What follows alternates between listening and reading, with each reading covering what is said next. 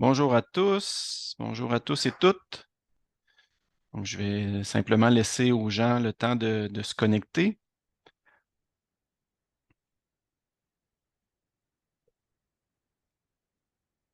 Bonjour, bienvenue à ce premier Midi Causerie de l'Institut EDS de la saison 2023-2024. Donc, je laisse encore un petit peu de temps là, pour que les gens puissent se connecter.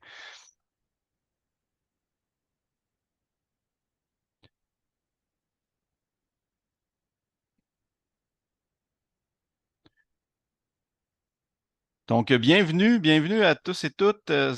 Ça nous fait plaisir de vous accueillir à ce premier Midi Causerie de l'Institut EDS de la saison 2023-2024 qui s'intitule Donner du sens au lieu de l'action climatique.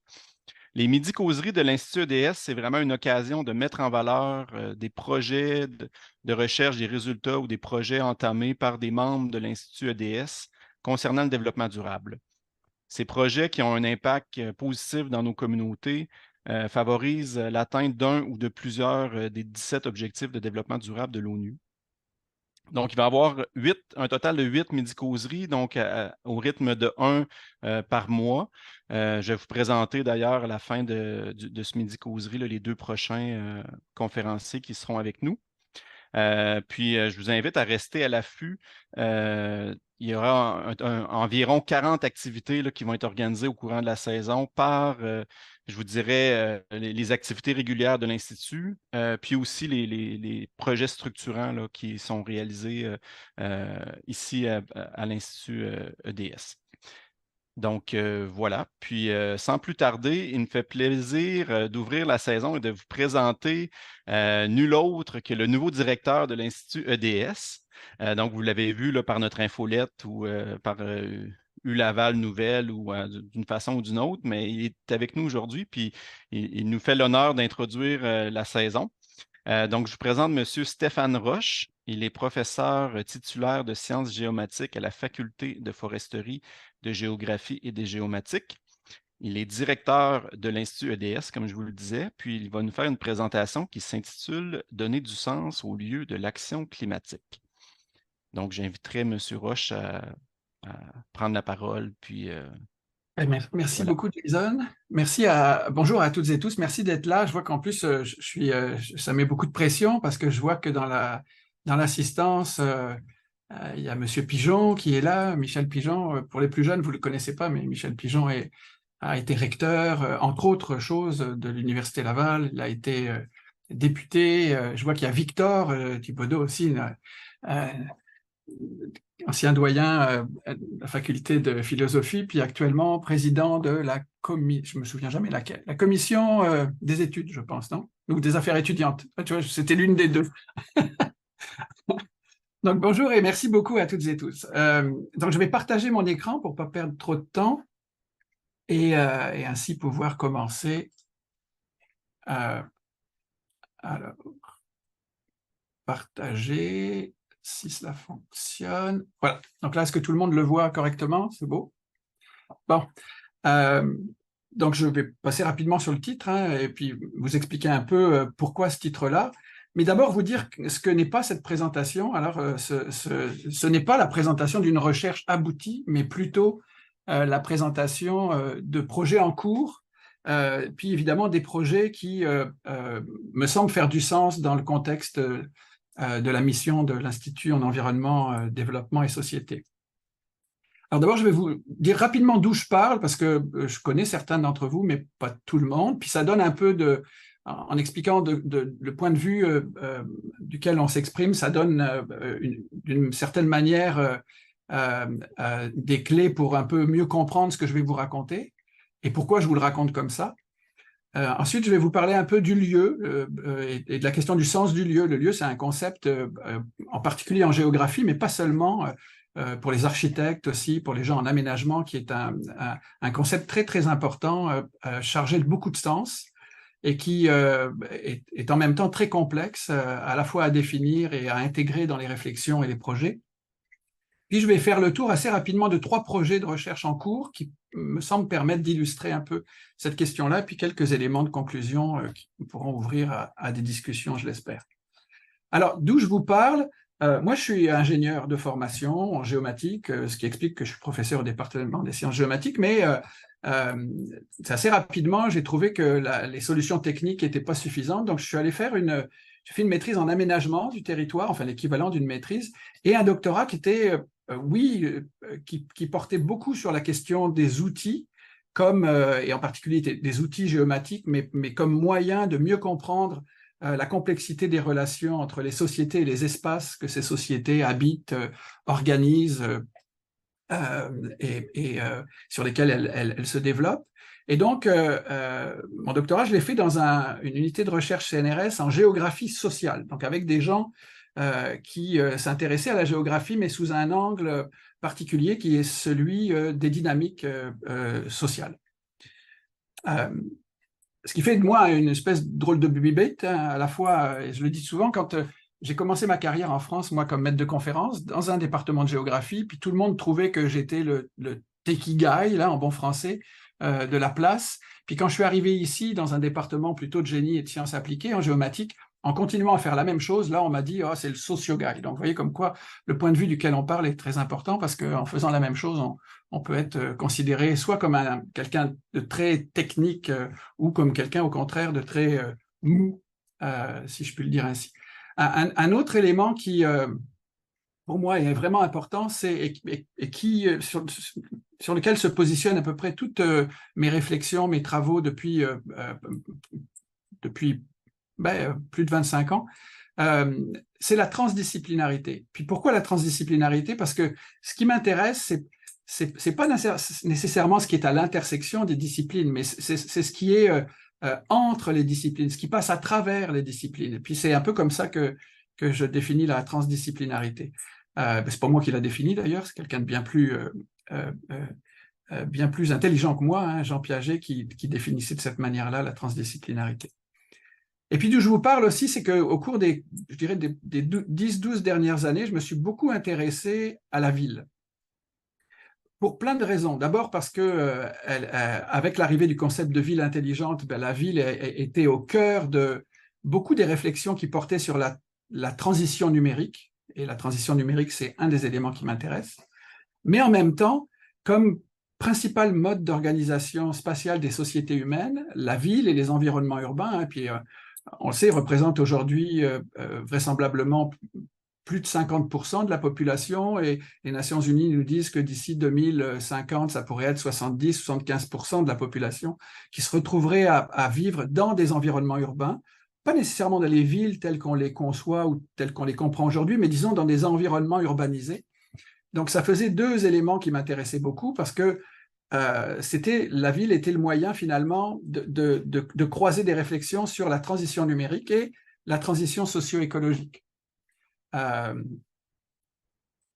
Et je me suis donc intéressé beaucoup à cette question des villes intelligentes, non pas sous l'angle technologique, mais plutôt sous l'angle de l'action citoyenne et l'engagement citoyen, et en particulier, même si je ne l'appelais pas comme ça encore, mais aujourd'hui, cette terminologie-là a pris beaucoup de sens, l'action climatique. Et elle a pris beaucoup de sens, hein. Vous avez sans doute vu passer la semaine dernière l'annonce du partenariat philanthropique entre Promutuel, Assurance, l'Université Laval, l'Institut Environnement Développement Société, dans le cadre du chantier d'avenir en action climatique et de la nouvelle maîtrise en action climatique. Puis c'est vraiment cet élément-là qui me semble intéressant, et évidemment, moi, je le considère dans le cadre des environnements urbains. L'action climatique porte aussi vraiment sur d'autres types de territoires, mais c'est la ville qui m'intéresse en particulier. Et puis, l'autre élément qui est central dans tout ce que je fais, c'est la dimension spatiale. Je suis géographe d'adoption, géographe dans l'âme, géomaticien, et pour moi, effectivement, je trouve que cette petite slide résume assez bien, c'est que le spatial, c'est souvent l'espèce de colle invisible qui assure la cohérence entre les sociétés, leurs actions, les interactions entre des groupes sociaux, etc. Les humains sont des animaux spatiaux, hein, et d'ailleurs, je vous recommande la lecture d'un ouvrage qui a été écrit par un géographe français, là, un ami, Michel Dussault, il y a quelques années, qui s'appelle « L'homme spatial », l'homme au sens générique du terme, et qui montre un peu comment dans nos vies quotidiennes, on mobilise un ensemble de compétences spatiales pour prendre des décisions plus ou moins complexes.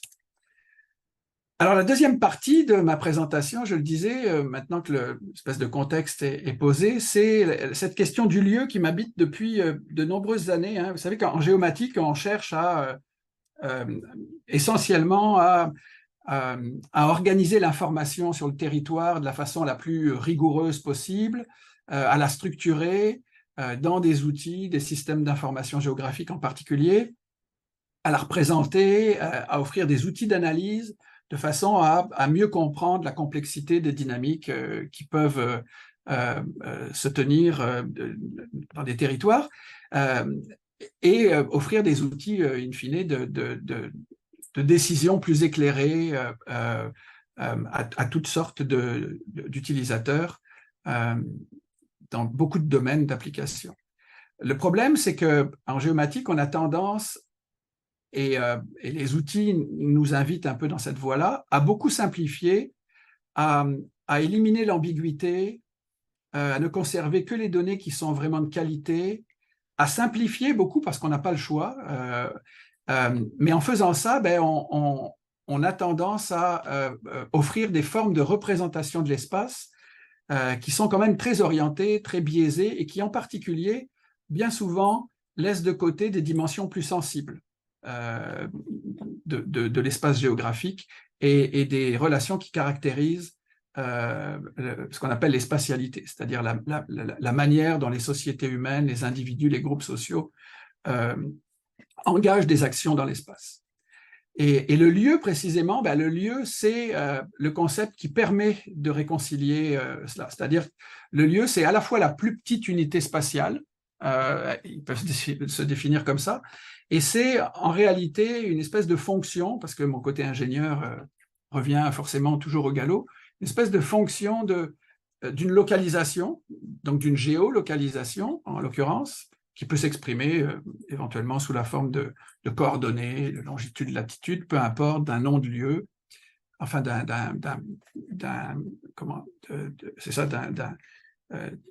lieu qui est déterminé par un emplacement particulier, d'une expérience qui peut être individuelle ou collective, et d'un nom qu'on lui donne. Tu sais, la toponymie a beaucoup de sens. C'est-à-dire que donc c'est ces trois composantes-là qui font qu'à un moment donné, il y a un lieu qui naît. Alors ça a beaucoup de conséquences. La première conséquence, c'est que vous le comprenez bien, on peut avoir plusieurs lieux qui se superposent dans une même localisation, au même endroit, en fonction des expériences, en fonction des personnes, en fonction du temps. On peut avoir des lieux qui se superposent. On peut avoir aussi des lieux qui naissent, qui meurent. On peut avoir des lieux qui ont des cycles de vie récurrents, qui réapparaissent régulièrement. Et donc qui sont d'une certaine manière l'expression d'une expérience spatiale à un endroit donné. Puis je donne toujours cet exemple-là, et ça a des implications aussi pour celles et ceux qui ont à gérer et à prendre des décisions sur le territoire. Je donne l'exemple, puis c'est comme une évidence, mais vous allez vite le comprendre. Les plaines d'Abraham. Donc les plaines d'Abraham, on peut considérer que c'est à la fois un lieu ou un ensemble de lieux, une localisation définie avec une géométrie particulière, une entité administrative particulière même, si on le regarde de ce point de vue-là. Mais si jamais vous avez à gérer des enjeux de mobilité autour des plaines d'Abraham en ce moment, par exemple, ou si vous avez à les gérer au moment du festival d'été ou au moment du carnaval de Québec, vous n'êtes plus du tout face au même lieu. C'est la même localisation, mais plus du tout le même lieu. Et donc, vous voyez, il y a cet aspect récurrent. De la même façon, si vous êtes en charge de gérer l'entretien des infrastructures sportives dans une ville, vous savez que ça c'est assez typique du Québec, mais il y a des espaces, par exemple, qui sont là où j'habite en Rive-Sud, à côté de chez moi, il y avait ça, des espaces qui peuvent être dédiés à la pratique du baseball pendant l'été, puis qui deviennent des patinoires pendant l'hiver. Bon, si vous êtes en charge de gérer ces infrastructures-là et de devoir préparer les documents pour un appel d'offres public, vous avez besoin de savoir la surface qu'il va y avoir, soit à déneiger, soit à entretenir, etc., etc. Et donc là encore, ce sont des éléments vraiment importants parce que même localisation, mais pas du tout le même objet à gérer. Donc le lieu, c'est la plus petite unité spatiale, mais c'est aussi, d'une certaine manière, je le disais, hein, à travers l'expérience, c'est le concept qui nous permet d'une certaine manière, de formaliser ou d'essayer de comprendre la nature de la relation entre un espace donné, une localisation donnée et un individu ou un groupe. Alors, évidemment, je ne vais pas rentrer dans le détail, mais j'ai un étudiant au doctorat, puis je vais y revenir tout à l'heure, qui travaille sur cette question-là, puis il y a un article qui va bientôt sortir sur un genre de cadre conceptuel qui a tenté, à travers une analyse un peu systématique, de sortir l'ensemble des composantes de ce qu'on peut appeler le sens du lieu, et qui, d'une certaine manière, nous montre que ça peut être à la fois une relation affective, ça peut être une relation sensorielle, ça peut être une relation de nature plus pratique, plus fonctionnelle, etc., etc. Donc le sens du lieu, hein, les architectes depuis longtemps travaillent en ayant ça à l'esprit, en essayant d'inscrire leur exercice de conception architecturale dans une forme de respect ou d'intégration dans ce qu'ils appellent même le génie du lieu, ou en tout cas le sens du lieu. Puis c'est quoi le sens du lieu? Puis j'ai trouvé que c'était intéressant parce que qu'est-ce qu'on peut utiliser comme autre mot pour définir le sens du lieu, ou sense of place en anglais? L'ambiance, la couleur, l'évocation, les sentiments, les détails plus spécifiques, locaux, l'espèce de vibration, les caractéristiques particulières. Et donc, un lieu, ou le sens du lieu, ça se définit par plusieurs composantes. Là, Victor va pouvoir, qui est un spécialiste des langues anciennes, va pouvoir me confirmer ou infirmer, mais donc la première composante, c'est le topos, qui renvoie à vraiment le où. Et c'est pas pour rien que on parle de topographie, par exemple, pour la représentation du relief terrestre. Donc le topos, c'est la localisation, c'est le où, c'est ce que je vous disais tout à l'heure. Et puis il y a également le logos, donc c'est le discours, la logique, toute la partie qui est on va dire un peu plus rationnelle, c'est autour de cette description des lieux et du sens du lieu. Puis ensuite, il y a l'aesthésis qui, elle renvoie au sens. Donc, vraiment, le sens dans le sens sensoriel, c'est les émotions, la nature des interactions. Donc, il y a une partie visible, évidemment, dans le sens du lieu, c'est la localisation et puis le discours qui peut être la logique rationnelle. Et puis, il y a la partie invisible.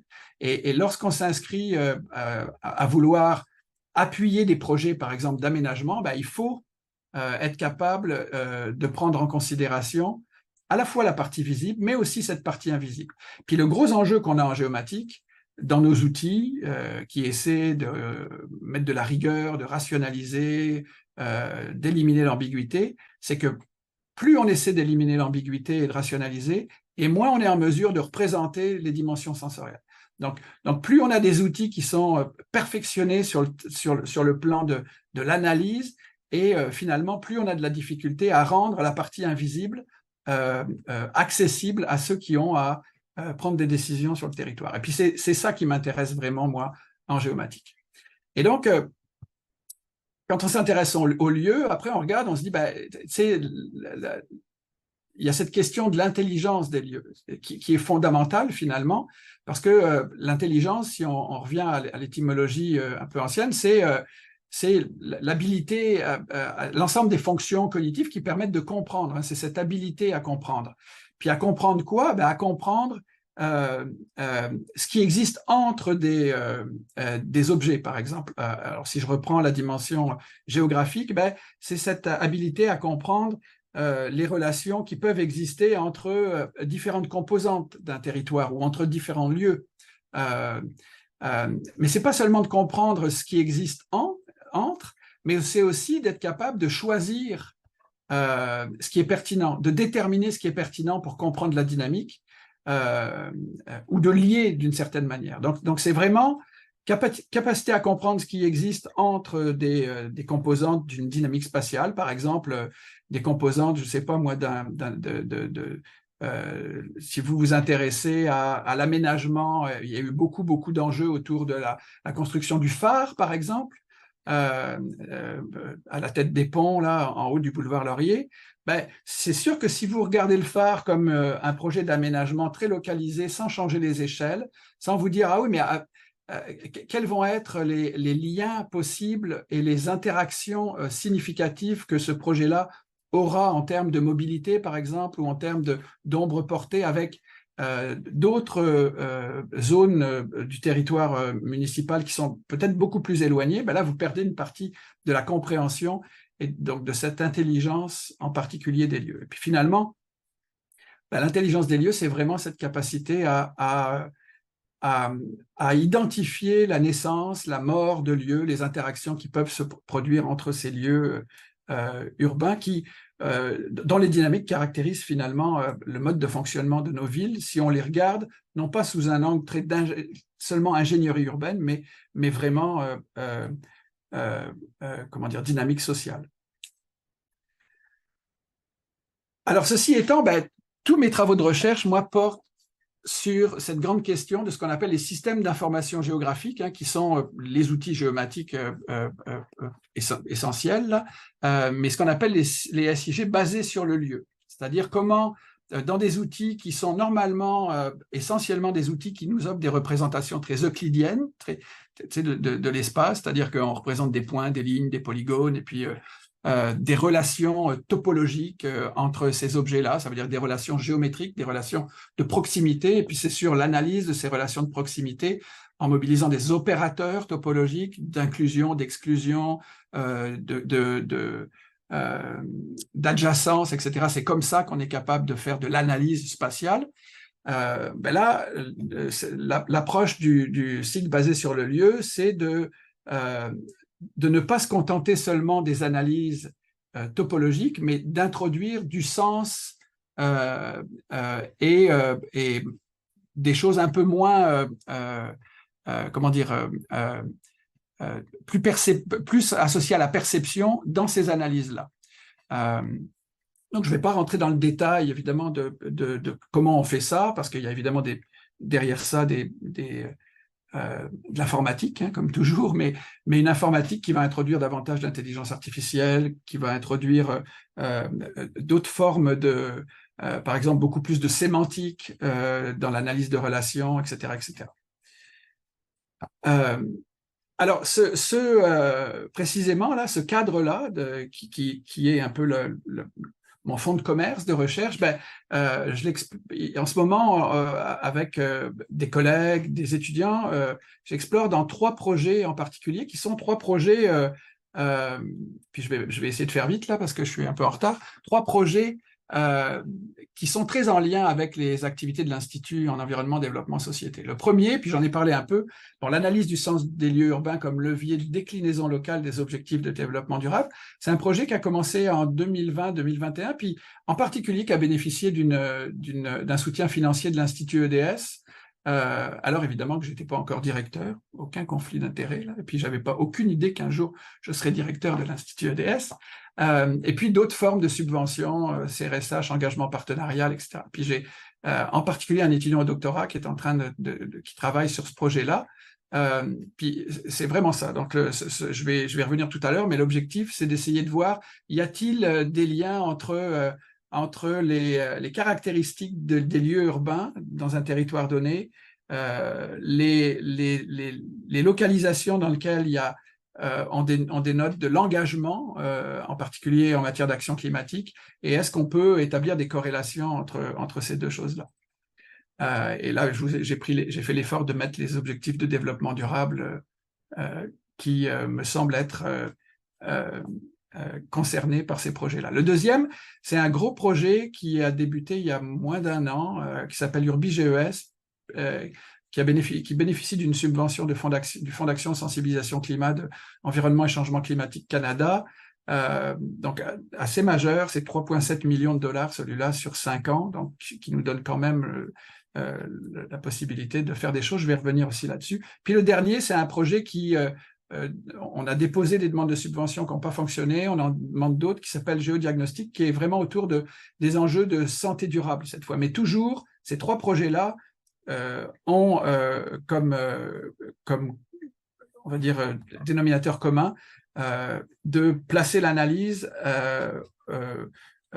au niveau du lieu urbain et des interactions entre les lieux. Donc là, c'est intelligence géospatiale et évaluation des déterminants individuels et environnementaux de la santé durable.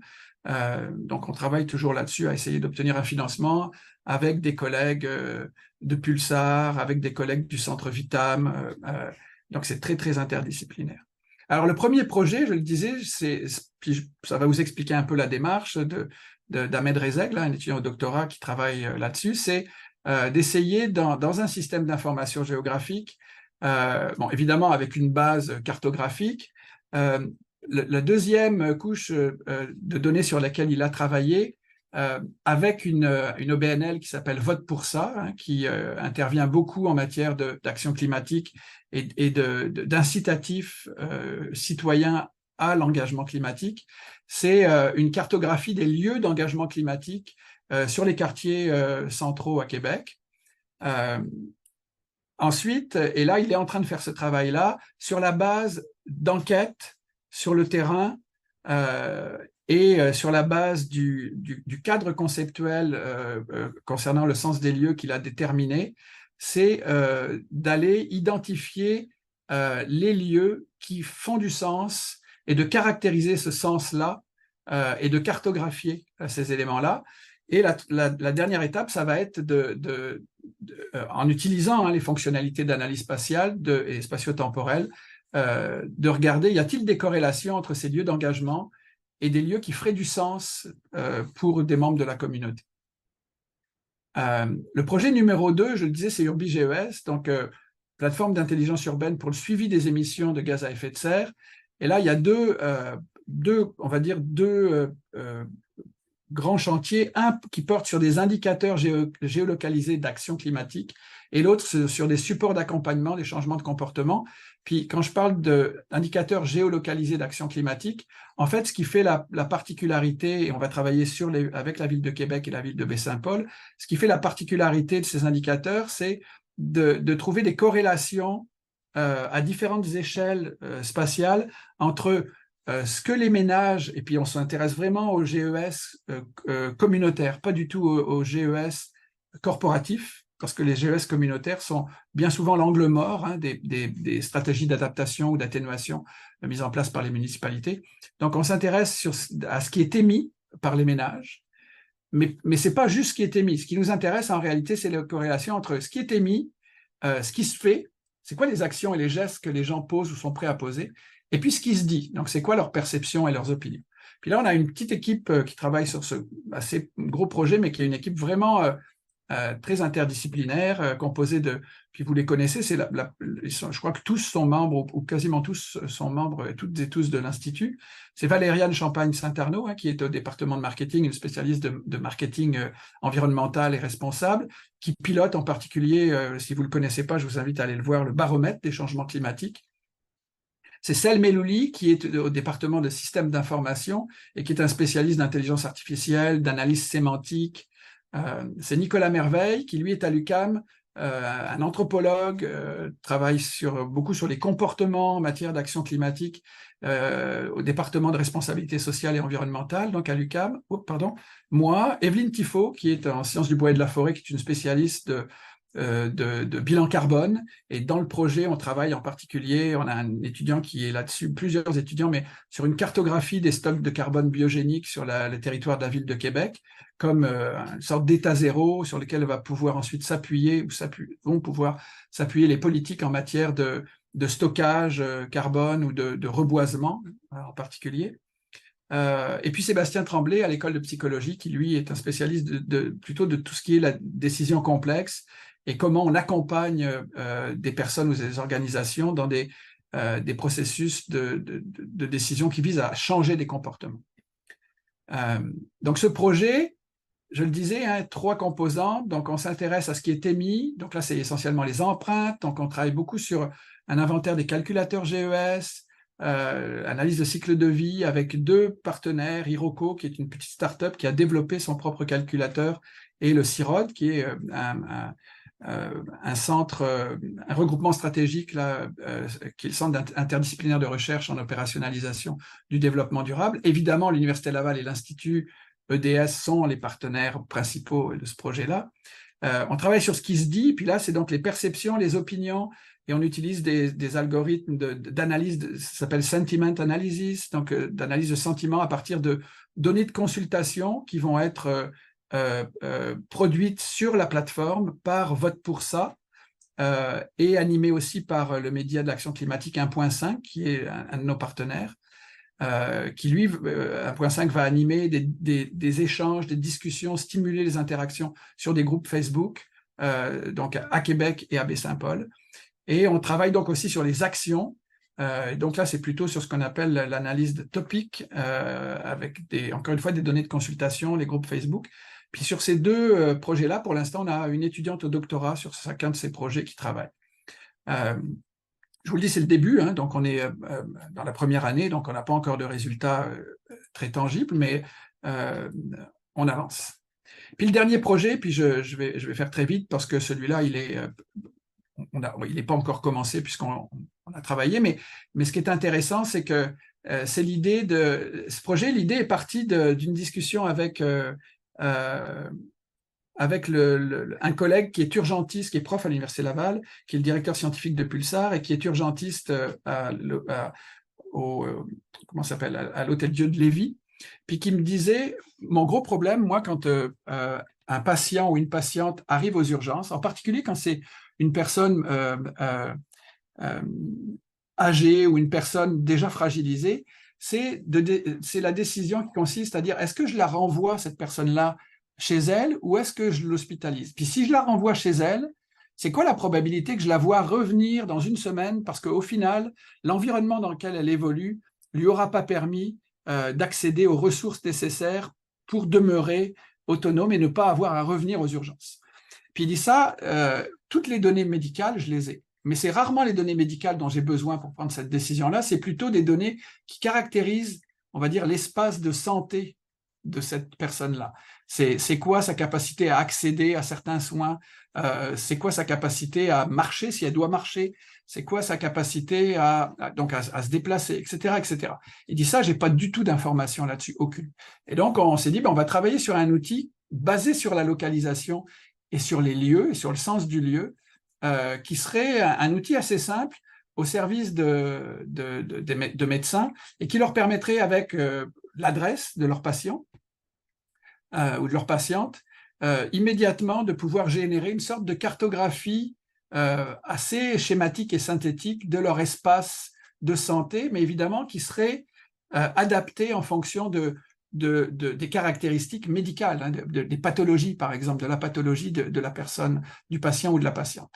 Et c'est vraiment autour de ça qu'on souhaite travailler. Donc, c'est mettre en relation, évidemment, des questions qui sont des déterminants, ce qu'on appelle des déterminants environnementaux de la santé, mais aussi des déterminants individuels et des caractéristiques d'ordre plus médical qui permettraient aux médecins de faire des recommandations qui ne sont pas nécessairement des recommandations d'ordre médical, mais des recommandations sur je ne sais pas, comme ça se fait déjà, on a beaucoup de partenaires dans ce projet-là, l'Ordre des médecins, mais aussi on a comme partenaire une initiative, une association qui s'appelle, alors je vais avoir oublié le nom, je l'avais puis je le perds là, Prescrit Nature. Vous avez peut-être entendu parler de cette initiative Prescrit Nature, qui est finalement une initiative qui a été mise en place par l'association, je crois, des médecins pour l'environnement du Québec, qui est un chapitre d'un organisme canadien, et qui vise qui dote les médecins d'un certain nombre d'outils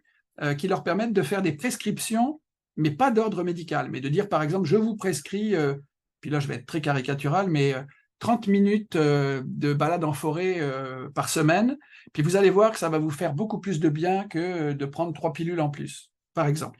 Mais évidemment, pour prescrire ce genre de pratique, il faut que ça soit basé quand même sur une connaissance à la fois des problèmes de santé de la personne, de ses caractéristiques, mais aussi de son environnement de vie. Ça ne sert à rien, de son cadre de vie. Faire des prescriptions qui de toute façon ne seront jamais atteignables par le patient ou la patiente, ça n'a pas beaucoup de sens. Et puis là, donc je vais passer rapidement parce que je suis un peu bavard là, mais la façon dont on veut fonctionner à partir d'une cartographie, d'une indexation spatiale hexagonale. Et puis j'ai vu qu'il y avait Carole dans l'assistance, il sait beaucoup de quoi je parle, mais et donc d'indicateurs de santé. Par exemple, ça peut être la qualité de l'air. Par exemple, ça peut être le taux de marchabilité, c'est pour accéder à tel ou tel. Et en superposant ça, être capable de sortir une cartographie encore une fois, assez schématique, mais qui va, en fonction de la nature du patient, de ses caractéristiques, permettre aux praticiens de donner des recommandations un peu plus, disons que éclairées et appuyées sur des faits. Alors pour conclure, je termine là-dessus, là, parce que je suis très très bavard là. Privilégier le caractère apprenant des environnements, surtout du point de vue du géomaticien que je suis, rompre avec une vision beaucoup trop euclidienne de l'espace, essayer de voyez, ces approches par des index spatiaux basés sur des hexagones, par exemple. Ça permet de rompre avec souvent les cartographies très lignes, polylignes, polygones qu'on voit un peu partout. Donc l'intelligence des lieux, leurs dimensions sensibles et sensorielles, les spatialités, mais aussi la temporalité, garder à l'esprit que certains lieux, les localisations restent, mais les lieux naissent, meurent, vivent. L'engagement des acteurs, évidemment, et tout un tas de nouvelles sources de données qu'on peut exploiter, les traces, les opinions, etc. Je vous remercie beaucoup. Et puis désolé d'avoir été long. C'est parfait, Stéphane, c'était très, très intéressant. Merci beaucoup. Donc, on va passer, il nous reste une vingtaine de minutes, donc on peut tranquillement, là, je vois qu'il y a il y a des applaudissements, donc notamment de Mme Carole Rancourt. Donc, Monsieur Rancourt. Monsieur Rancourt, oui, c'est ça, je n'étais pas certain. Donc, on va passer à une période plus d'échange, de questions.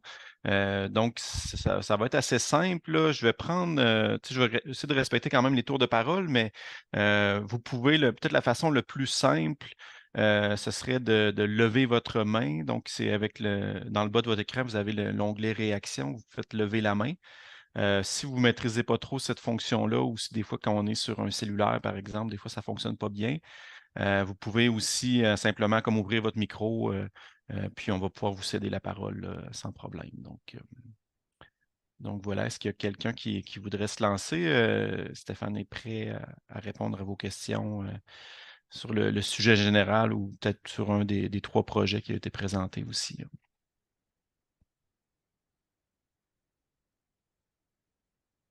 Soit j'ai été très clair, soit c'était plat.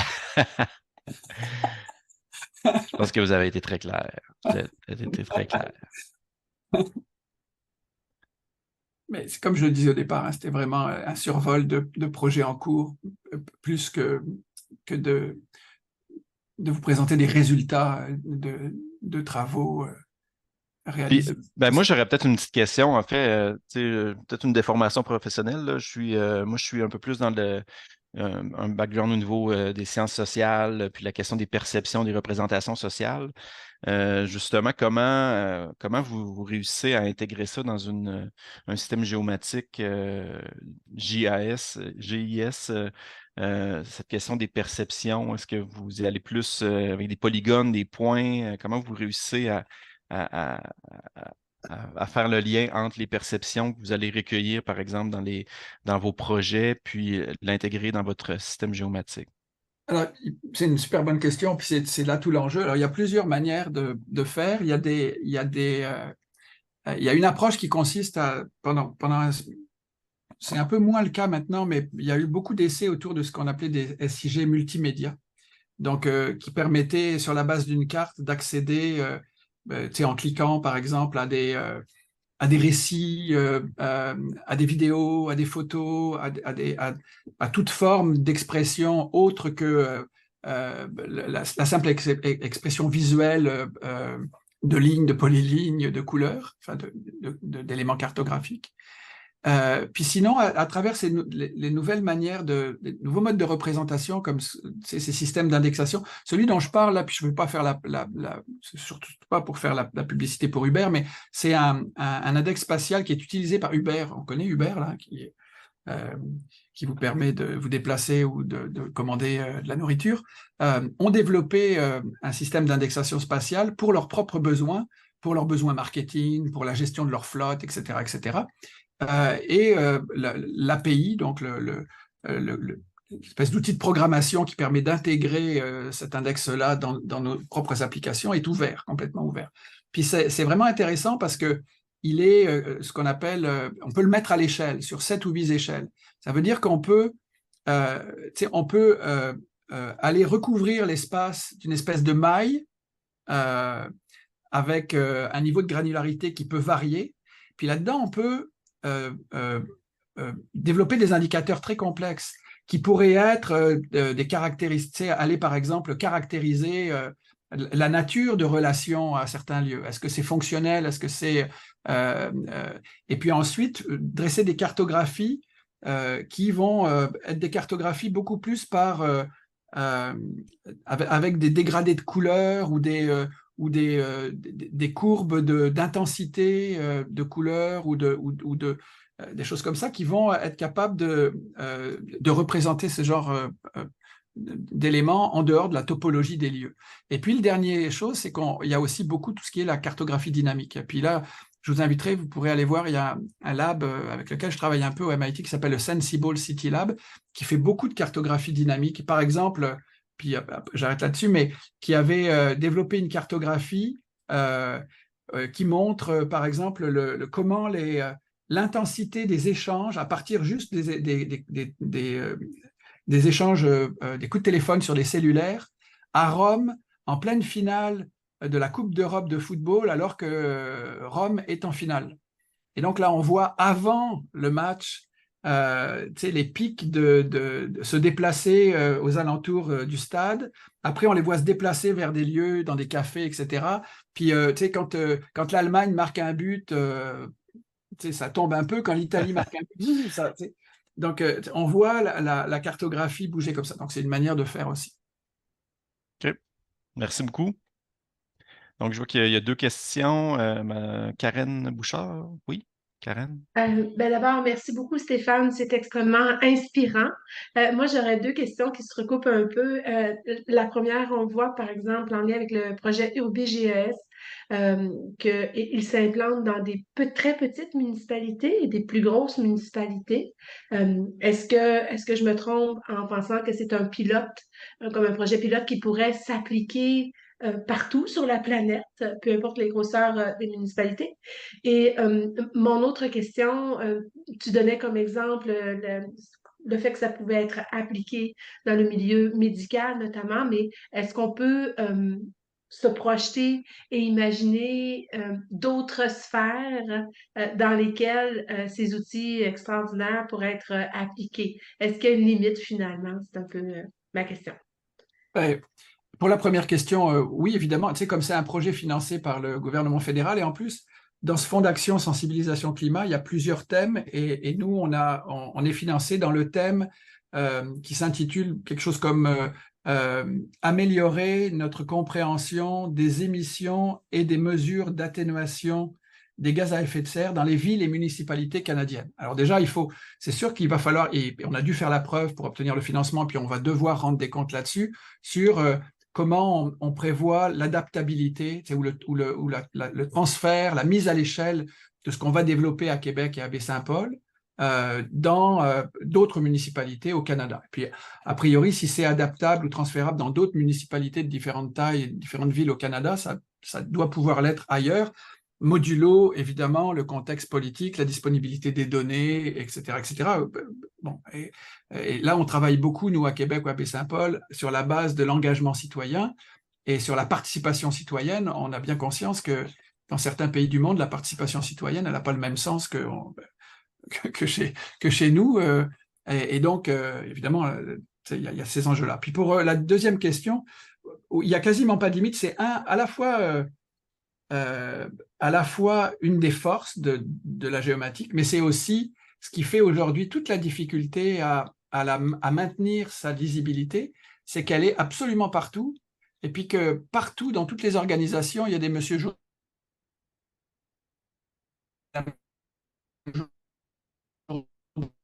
Il y en a partout. Je parlais de Uber, mais il y en a, quand vous commandez une pizza ou du poulet chez Saint-Hubert, Saint-Hubert, j'avais fait une conférence l'année dernière avec des collègues de Corem à l'Institut en intelligence de données, qui montrait comment, par une mise à jour de leur système géomatique assez simple, ils ont amélioré de façon très substantielle l'identification des commandes pour ne plus avoir à traiter manuellement où ils étaient aux prises, en particulier pendant la pandémie, avec un gros enjeu qui était que les livraisons n'arrivaient pas toujours assez vite et au bon endroit parce qu'ils tâtonnaient sur l'identification des adresses, par exemple, simplement parce que leur base adresse n'était pas... Donc là, il y a eu un gros travail de fait. Donc là, on n'est pas dans le domaine de... Et quoi qu'on pourrait imaginer que c'est dans le domaine de l'environnement, parce que si une entreprise comme Saint-Hubert est capable de livrer plus directement, plus vite, et avec des trajets plus directs, ils consomment moins, ils émettent moins de gaz à effet de serre. Bon. Et il y a ces applications-là, d'ailleurs aussi, c'est la ville de Sherbrooke qui avait fait ça, qui a développé ce genre d'application pour optimiser le ramassage des ordures ménagères et qui a divisé par 2 sa consommation d'essence, juste en s'assurant, par exemple, que les camions empruntaient plutôt des voies où il y avait des descentes plutôt que des côtes, juste en optimisant ce genre de parcours. Puis pour ça, il faut assurer le suivi des camions, il faut avoir une connaissance très bonne de la topographie, puis il faut mettre en place un algorithme de détermination de trajet qui prenne en compte ce genre de contraintes. Puis ça, c'est du domaine de la géomatique. Merci beaucoup. Juste avant de céder la parole à notre prochain participant, M. Pigeon, juste vous dire aussi si vous souhaitez poser des questions ou réagir dans l'outil conversation, libre à vous également. Donc, Monsieur Pigeon, la parole est à vous. Merci, il fallait que j'ouvre mon micro. Tout le monde m'entend, oui. Alors, j'ai appris beaucoup et j'ai trouvé ça fort intéressant. Merci. Et il y a une question concernant le géodiagnostic. Oui. Est-ce que vous allez générer ou avez-vous des bases de données qui pourraient relier certains indicateurs de santé à la pollution, au gaz carbonique, à la canopée, au parc disponible? Quel est le lien que vous avez là entre le lieu, d'une certaine manière, et la santé? C'est une super bonne question. Ce n'est pas ça l'objectif tout à fait du projet, mais ça pourrait. Ça pourrait tout simplement parce que il y a beaucoup d'études puis vous le savez aussi bien que moi là, mais il y a beaucoup d'études qui montrent la prévalence de certaines pathologies ou certains enjeux de santé en corrélation avec la qualité de l'air, avec le fait d'être en contact plus direct avec la nature. On parle beaucoup de biophilie aujourd'hui dans l'aménagement, etc. Et alors, il y a des bases de données, évidemment, qui existent. Puis Pulsar est une source. C'est d'ailleurs pour ça qu'on travaille avec Pulsar, parce que vous connaissez Pulsar, puis je pense que ça a été initié, je ne sais pas si c'était alors que vous étiez là, mais ça fait longtemps qu'on en parle, mais ça a été long à être capable de dénouer, en particulier, les enjeux éthiques entourant et de protection évidemment de données qui sont très très sensibles, parce que le gros enjeu du suivi longitudinal de cohortes de patients que font très bien les gens dans le domaine des sciences médicales, c'était qu'une fois que le projet était terminé, pour des raisons éthiques, il fallait se débarrasser des données. Sauf que se débarrasser des données, c'est se priver de cette capacité à regarder dans le passé pour comprendre le présent. Et donc, Pulsar aide à ça. Donc, c'est sûr qu'on pourrait imaginer retravailler beaucoup sur... parce parce que les caractéristiques des lieux, on peut les obtenir. Je veux dire, le modulo, il y a beaucoup d'actions qui sont faites, par exemple, vous en avez peut-être entendu parler, mais pour compléter les capteurs que Environnement Canada peut avoir déployés, en particulier dans Limoilou, dans Saint-Roch, dans la Basse-Ville, là. Mais je crois que dans la Basse-Ville, il y a un capteur, ce qui ne donne pas grand-chose. Mais il y a eu des initiatives citoyennes, en particulier, l'Université Laval était partenaire, le Cégep de Sainte-Foy, je crois aussi, où un ensemble de ménages ont été dotés de petits capteurs et puis font des relevés, etc. Limoilaire, je crois que ça s'appelle, quelque chose comme ça. Et donc, on peut avoir accès à toutes ces données-là qui viennent caractériser les déterminants environnementaux de la santé. Et puis, si on superpose ça avec des données sur la distribution, la prévalence de certaines pathologies, ben c'est sûr que ça nous donne une idée, et ça se fait en géographie de la santé, ça se fait beaucoup. Puis l'INSPQ, d'ailleurs, a engagé beaucoup de diplômés de géomatique pour travailler. Ah, c'est intéressant. Oui. Pas mal. Donc, Alors, oui. Merci. Ben, merci à vous. Merci. Merci. Donc, une autre question de M. Martinez, que je vous la lis dans la conversation. En ce qui concerne le troisième projet, en réalisant la cartographie de différents lieux, ne courez-vous pas le risque d'utiliser ces données pour influencer la valeur des logements dans des lieux mieux couverts pour la récupération des personnes? Ben, oui, il y a un risque, mais il est bien évident que dans un projet comme celui-là, il ne s'agit pas d'aller rendre public toutes ces données-là. On travaille avec des médecins. L'idée, là, puis ça reste très à l'état de prototype, tout ça, mais si ça devait se déployer, et puis il y a une certaine forme d'appétit de la part du collège, des médecins de famille, et puis d'autres organisations, ben, ça resterait dans le domaine du secret médical, d'une certaine manière. C'est-à-dire que si c'est attaché au dossier du patient ou de la patiente, ben, tu sais, c'est pas des données qui seraient diffusées. Ça existe, ces données-là, elles existent déjà. Et puis, il y a eu des récupérations de ce type-là. Je me souviens, j'avais lu une étude, c'est à Vancouver, je crois, où ils avaient... non, à Seattle, c'était aux États-Unis, pas très loin, mais où ils avaient... où il y a eu une baisse du logement parce que les données ouvertes, tout ça, il y a tout un enjeu autour de l'ouverture des données publiques et ils avaient ouvert des données, en particulier des données sur le taux de criminalité. Puis ces données-là étaient passées à peu près inaperçues jusqu'à ce que un groupe de citoyens les utilise, les diffuse. Et évidemment, elles ont été diffusées, ce qui était légitime, elles étaient ouvertes, accessibles, mais elles ont été ensuite utilisées à des fins de spéculation immobilière, effectivement. Ça avait été renseigné, tout ce processus-là. Donc, il y a toujours ce risque-là, c'est-à-dire que c'est toujours la balance entre la vertu d'ouvrir les données, ce qui est effectivement assez légitime, des données qui sont financées, dont la production est financée par le public. Puis après, les effets, le dérapage, les utilisations à d'autres fins qui peuvent en découler. Puis d'ailleurs, c'est toutes les questions autour desquelles s'interroge en particulier l'Observatoire sur les impacts sociétaux de l'IA et du numérique, l'OBVIA, qui est hébergé ici à l'Université Laval. Merci beaucoup. Donc, on va prendre probablement la dernière question de M. Zéhiri. Ouais. Salut, Mohamed.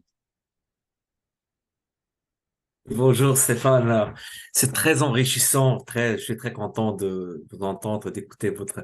Là, il y a un point de l'interdisciplinarité ou la transdisciplinarité. Et puis moi, je suis un juriste de formation, puis j'ai déjà étudié une théorie de la réception. C'est en sciences sociales, mais particulièrement en littérature. Est-ce qu'il y a une possibilité, dans le cadre de cette interdisciplinarité, d'une mise en perspective de la théorie de la réception de Hans Robert Jauss? C'est une théorie qui est peut-être attachée à la notion du lieu, et particulièrement à la notion de l'espace public. C'est le lecteur qui postule que l'auteur serait la pierre angulaire d'une nouvelle perspective communicationnelle de la littérature. Et ça me Ça, permet- je te remercie. c'est un peu loin de... Non, c'est parce que j'aimerais ça pouvoir te répondre, mais j'ai aucune idée de c'est quoi la théorie de la réception. Donc, j'apprends son existence là. Donc, je dois avouer que même si les gens qui me connaissent trouvent que je suis bon pour broder, mais là, je vais avoir du mal à broder quelque chose qui a du sens quand Non, même. non, c'est très intéressant, merci. Non, mais on en reparlera. Mais c'est loin, c'est une théorie de la littérature. C'est une théorie qu'on a appliquée en droit et en religion, là, Et grosso modo, dans un projet de recherche. C'est loin, et qui dit mais... quoi? C'est quoi le principe de cette théorie de la réception? C'est une théorie qui est liée particulièrement à l'espace public. Et vous travaillez sur les lieux. Oui. Et puis, ça postule, comme j'ai dit, que c'est l'auteur qui serait la pierre angulaire d'une nouvelle perspective communicationnelle de la littérature. C'est très important en tant que théorie dans la littérature, mais est-ce qu'il y a une possibilité de l'intégrer, par exemple, dans l'étude des lieux ou Sans dans doute. Si je comprends, des lieux? Si je comprends, ce qui peut être intéressant, c'est que dans cette approche des lieux qui est basée sur l'idée que à une localisation donnée, il y a une expérience vécue par un groupe, par un individu, par une organisation, dépendamment de l'échelle, et que cette expérience fait lieu à un moment donné, c'est sûr que la capacité à partager cette expérience-là, par exemple, puis là, peut-être que je suis complètement dans le champ, là, mais peut-être que cette capacité à partager cette expérience permet d'ouvrir un genre de compréhension ou de lecture d'un lieu particulier, parce que, comme je le disais, il peut y avoir une superposition, c'est-à-dire que pour toi, pour moi, pour Jason, pour Monsieur Pigeon, il est possible qu'il y ait certaines localisations dans la ville de Québec qui fassent des lieux différents, de par l'expérience qu'on y a vécue, de par qui peut être positive, négative, qui peut être bon, donc moi ma conjointe est par exemple elle est née dans Montcalm, elle a vécu dans Montcalm, et puis si elle meurt pas dans Montcalm, elle m'en voudra toute sa vie et toute sa mort aussi. Donc donc elle a un attachement pour elle. Montcalm, c'est le lieu qui donne le sens à sa vie. Donc, puis elle le partage quotidiennement. Mais donc, je ne sais pas si ça répond à ta question du tout. Non, ça, c'est pas une question, là. C'est juste une réaction par rapport à l'interdisciplinarité. Surtout le deuxième projet où on a trouvé des spécialistes en psychologie, des spécialistes en d'autres domaines. Peut-être avoir un spécialiste en littérature. Ouais, pourquoi pas. Merci beaucoup, Stéphane. Merci à toi, Mohamed. Merci beaucoup, M. Zéhiri. Donc, merci à tout le monde pour vos questions, votre participation. Merci, bien sûr, à Stéphane, M. Roche pour la présentation. Donc, je vais me permettre simplement de partager, là, ça va prendre 1 minute,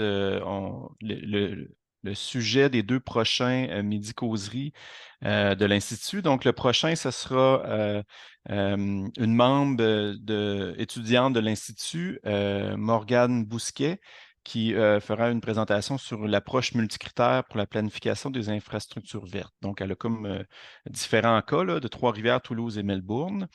Donc, c'est un événement d'ailleurs qui est en partenariat avec le Centro et le Centre de recherche sur l'eau ici à l'Université Laval. Donc, Morgane est membre de ces différents centres de recherche et de l'Institut.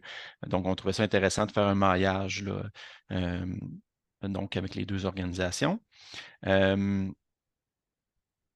Puis aussi, pour le 23 novembre, il va y avoir peut-être un certain lien entre la présentation qu'il y a eu aujourd'hui et la présentation qui sera réalisée par M.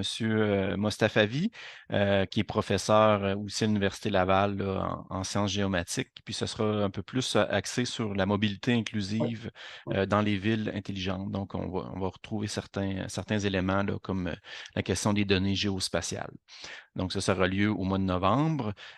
Puis bon, je vous invite, comme on vous a partagé dans l'outil conversation aussi, notre site Internet. Donc, je vous invite là, à nous suivre aussi, par exemple, en vous abonnant sur la liste de l'infolettre de l'Institut, sur la page principale de l'Institut, soit en devenant membre de l'Institut si ce n'est pas déjà fait. Puis on a aussi là, on est beaucoup actifs sur les réseaux sociaux comme Facebook, sur LinkedIn également. Donc, on vous invite vraiment à rester à l'affût. On a des belles activités qui s'en viennent à l'automne. Donc, voilà. Si vous regardez, j'ai vu que Edem, là, notre chargé de communication, là, cherchait un mot pour qui soit mieux que chargé de communication, mais je n'ai pas trouvé. Mais il vient de partager justement ce que Jason vous indiquait là, le lien pour vous abonner à la Follette si ce n'est pas déjà fait. Tout à fait. Donc, c'est vraiment sur la page principale de l'Institut. Puis, Edem, justement, nous mentionne que j'ai oublié dans les réseaux sociaux Twitter. Donc, on est aussi actif sur Twitter. Puis, justement, c'est intéressant parce que souvent, on est relié avec les chercheurs de l'Institut. Puis, ça nous permet de partager du contenu, donc de vraiment tisser une communauté là, aussi en ligne. Donc, voilà. Donc, sans plus tarder, je vous souhaiterais je vous remercie encore d'avoir été présent. Merci encore, M. Roche. Puis, je vous souhaite une bonne fin d'après-midi. Une bonne après-midi. Merci à tous. À bientôt.